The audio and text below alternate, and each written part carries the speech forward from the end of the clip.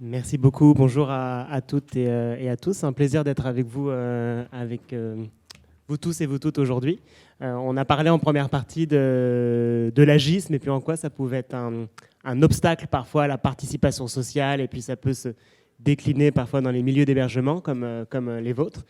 Puis on a vu en quoi l'intergénérationnalité, au contraire, ça peut favoriser la participation sociale et le bien-être des milieux. Puis ce qui est intéressant dans l'intergénérationnalité, c'est un mot toujours très compliqué, je trouve, à prononcer, c'est que finalement, on est sur la diversité des générations. Et nous, le sujet qui nous anime à la Fondation Émergence, c'est la diversité sous un angle plus précis, plus spécifique, parce que là, on a parlé des aînés, comme si c'était une population finalement monolithique, alors que les personnes aînées sont tout aussi diversifiées que toutes les autres populations. Donc il y a bien sûr toutes les religions, toutes les couleurs de peau, toutes les sensibilités politiques, pourquoi pas. Et il y a aussi les minorités sexuelles et de genre, donc les personnes gays, lesbiennes, bi et trans, et toutes les autres minorités sexuelles et de genre. Et c'est le sujet dont je m'occupe pour la Fondation Émergence depuis quelques années maintenant. Donc on voulait un petit peu parler dans les 15 minutes que l'on a sur c'est quoi finalement les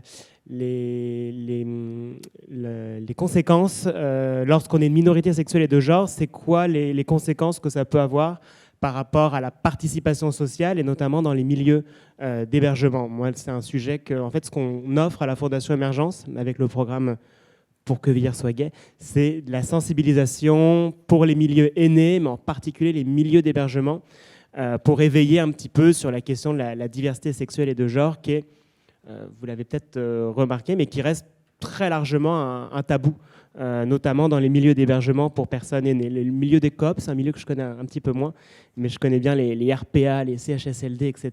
Et dans ces milieux-là, souvent, on va me dire « Ah, chez nous, il n'y a jamais eu une personne homosexuelle. C'est pas arrivé une seule fois. Un couple de même sexe, jamais. Non, ça fait 30 ans que je suis la directrice et ça s'est jamais... Et on est dans le centre-ville de Montréal. Hein, on est en 2023. Ce qui est surprenant parce que les personnes LGBT, donc les lesbiennes, les personnes gays, lesbiennes, bi, trans, et puis toutes les autres minorités sexuelles et de genre, on sait qu'elles représentent à peu près 10% de la population aînée. Donc des fois, le chiffre de 10%, ça peut surprendre, dire oh, une personne aînée sur 10 qui est concernée directement par cet enjeu de diversité sexuelle et de genre. En fait, c'est exactement le même pourcentage chez les personnes aînées que chez les personnes plus jeunes. En fait, la seule chose, parce que les personnes âgées, il y a eu des études très sérieuses sur le sujet, elles viennent pas de la planète Mars, en fait, elles viennent bien de chez nous, donc elles sont complètement représentatives de la population générale. Par contre, ce qui varie, c'est le degré de visibilité de ces personnes-là. Le 10% des personnes jeunes qui sont LGBT, on le voit pas mal dans notre société. Par contre, le 10% des personnes aînées qui sont LGBT, dans notre société, c'est des personnes qui restent très, très majoritairement invisibles. Pas tout le temps, heureusement. Je ne suis pas en train de dire qu'il n'y a pas des exceptions. Mais dans les milieux d'hébergement en particulier, c'est, j'ai envie de dire, 95% des cas, on va me dire, ah non, encore une fois, on n'a jamais eu de personnes LGBT, on n'a jamais eu une personne trans, on n'a jamais eu un couple de même sexe dans notre milieu d'hébergement. Donc plus il y a du monde dans le milieu d'hébergement, moins c'est probable comme explication. Donc sans avoir vraiment le temps de rentrer dans les détails, mais c'est intéressant de prendre en compte le parcours générationnel des personnes, puisque les personnes qui sont âgées et LGBTQ+, vous gardez à l'idée que c'est des personnes qui ont dû se cacher, parce que jusqu'en 1969, c'est un crime passible d'emprisonnement. Puis on pouvait perdre son emploi et son logement au Québec et au Canada jusque dans les années 90. Donc il fallait vraiment garder ça très, très secret. C'est aussi considéré comme une maladie mentale. Donc si on ne voulait pas subir des traitements ou se faire interner dans un hôpital psychiatrique, les personnes plus âgées, elles ont dû cacher ça. Le poids de la religion aussi, hein, c'était considéré comme un péché mortel. Donc forcément, ça ne donne pas le goût d'en parler. La condamnation qui va avec est très présente. Et puis imaginez le Québec avant la Révolution tranquille. Là, les autorités religieuses avaient beaucoup de pouvoir, donc il fallait éviter que ça puisse être su. Et bien sûr, tout ce qui est stigmatisation sociale, le fait de réduire les personnes LGBT à leur sexualité ou à leur partie génitale dans le cas des personnes trans.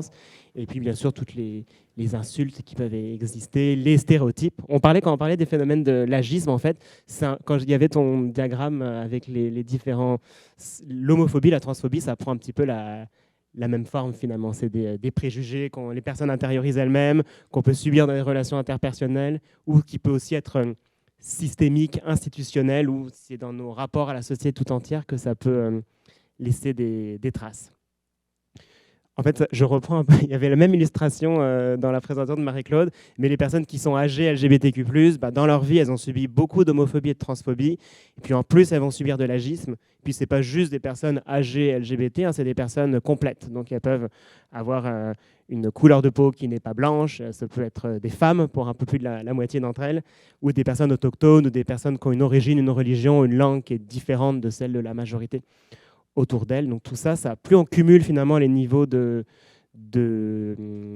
stigmatisation, de discrimination, plus les personnes sont invisibles, et plus les personnes sont invisibles, moins elles sont impliquées socialement, notamment dans les milieux de vie, et puis ça tend à créer du repli sur soi, et malheureusement pas mal de conséquences sur la santé et le bien-être de ces personnes-là. Ce qui ressort dans les études, en gros sur les personnes âgées LGBT, c'est qu'elles sont beaucoup plus isolées socialement que la moyenne, notamment moins de liens avec leur famille d'origine, souvent moins d'enfants, souvent moins de conjoints ou de conjointes, puisqu'elles ont vécu à une époque où ce n'était pas possible de former un couple.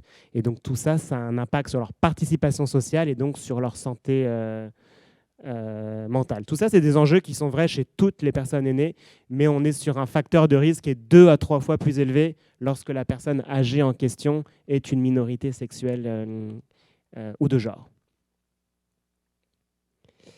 Alors, par rapport aux obstacles de vivre ensemble, donc on parlait de tout ce qui est obstacle à la participation sociale. Puis parfois, dans les milieux de vie, la réaction spontanée, c'est pas du tout mal placé. C'est dire « Ah oui, mais ça, finalement, c'est leur vie privée. On n'a pas besoin de savoir que ce sont des personnes LGBT. » En fait, ça, j'ai envie de dire non, parce qu'on ne s'en rend peut-être pas compte, mais quand on est une personne hétérosexuelle dans un milieu de vie, en fait, on le dit tous les jours. On parle de son mari, de sa femme, on sait avec qui on vit, avec qui on partage son appartement, etc. Donc en fait, parfois c'est impossible de ne pas divulguer son orientation sexuelle. La plupart des gens le font à peu près tous les jours, au moins une fois par semaine. Là, je pourrais vous lancer un défi. Puis pour ce qui est de son identité de genre, c'est quelque chose qu'on peut même exprimer à chaque minute de chaque heure. Ça peut être quelque chose d'omniprésent.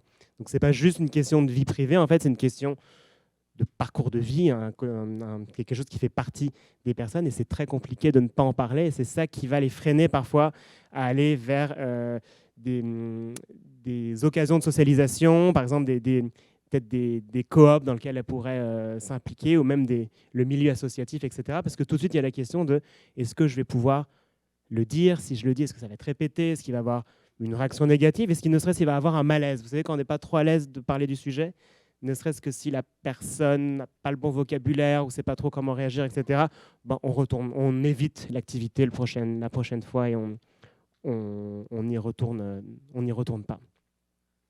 Donc, dans les formations qu'on donne, notamment, on parle de qu'est-ce que les milieux peuvent faire pour assurer une meilleure inclusion du 10% des personnes âgées qui sont LGBT.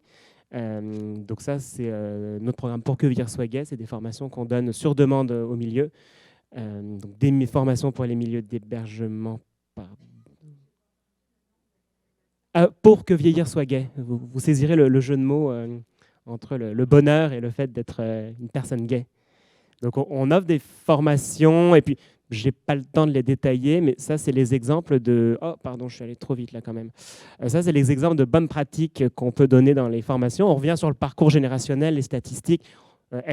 C'est quoi la diversité sexuelle et de genre? Là, je n'ai pas eu l'occasion de parler de ça, mais c'est intéressant à explorer. Puis finalement, on invite les milieux à saisir toutes les opportunités que ces milieux-là peuvent avoir pour briser le tabou. En fait, aujourd'hui, on est un peu dans un tabou où on ne voit pas ce 10%-là, donc on n'ose pas en parler, notamment dans les milieux d'hébergement pour personnes aînées. Et parce qu'on n'ose pas en parler, les personnes ont l'impression que ce n'est pas sécuritaire, qu'il vaut mieux qu'elles continuent de le dissimuler, puis avec toutes les conséquences qu'on peut avoir. Donc l'idée, c'est d'être proactif, d'oser en parler, démontrer que ce milieu, on a le goût d'inviter tout le monde. Et voilà, et puis ça se décline en plusieurs bonnes pratiques là, que je n'aurai pas le temps de détailler, mais si ça vous interpelle, on pourra en discuter dans les questions. Et je voulais faire un lien, ça je crois que je ne l'ai pas mis, non, je vais passer... Donc ça, c'est du matériel de sensibilisation que vous pouvez commander gratuitement pour vos milieux. L'affichage, on ne règle pas le problème avec de l'affichage, mais ça peut participer à briser certains tabous. Et on a un projet... Non, c'est... Voilà, on a des capsules vidéo, une filmographie, des expositions itinérantes pour les milieux d'hébergement. Et on a aussi un projet intergénérationnel que j'ai oublié de mettre dans ma présentation PowerPoint.